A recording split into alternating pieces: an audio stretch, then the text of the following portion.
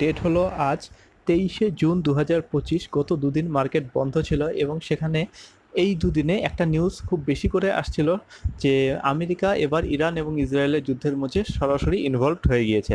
America ইরানের 3টি পরমাণু কেন্দ্রে ব্যালিস্টিক মিসাইল দিয়ে হামলা করে দিয়েছে। এর ফলে ইসরায়েল এবং ইরানের মধ্যে যে যুদ্ধ সেটা কিন্তু এবার একটা অন্য মাত্রা পেয়ে গিয়েছে।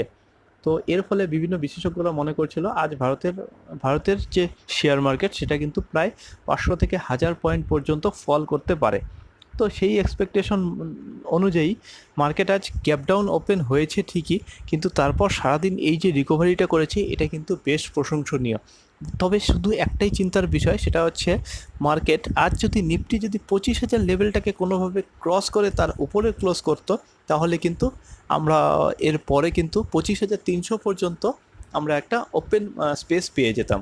এখন 25,000 লেভেলটা ব্রেক করাটাই একটা নিফটির জন্য একটা মানে 25,000 লেভেলটাই এখন একটা রেজিস্ট্যান্স হিসাবে অ্যাক্ট করবে। এটাকে ব্রেক করাটা নিফটির জন্য একটু কষ্টকর হয়ে যাবে। আর যদি নিফটির সেক্টরগুলোর পারফরমেন্স দেখো, তাহলে দেখতে পাবে যে নিফটি মিডিয়া কিন্তু বেশ ভালো গেইন করেছে, প্রায় 4%-এরও উপরে আজ গেইন করেছে।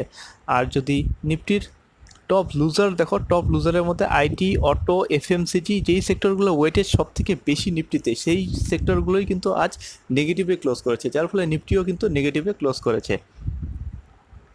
যদি নিফটির তুমি স্টকগুলো দেখো, তার মধ্যে ট্রেন্ড দেখবে 3.77% গেইন করেছে। তার কারণ হচ্ছে ট্রেন্ড এবং বেল, দেখো দুটোই কিন্তু নিফটি টপ গেইনারের মধ্যে আছে। এর কারণ কি বলো তো?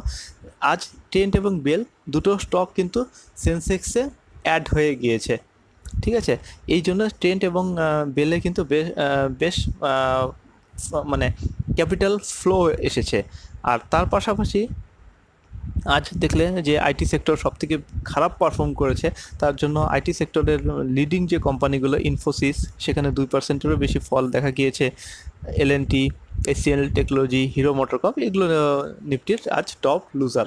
তো বন্ধুরা, আমাদের চ্যানেলে ভিডিওগুলো যদি তোমাদের ইনফরমেটিভ মনে হয়, তাহলে আমার চ্যানেলটি সাবস্ক্রাইব করে পাশে থাকো, কারণ শেয়ার মার্কেট নিয়ে এরকম ভিডিও আমি রোজ তৈরি করি।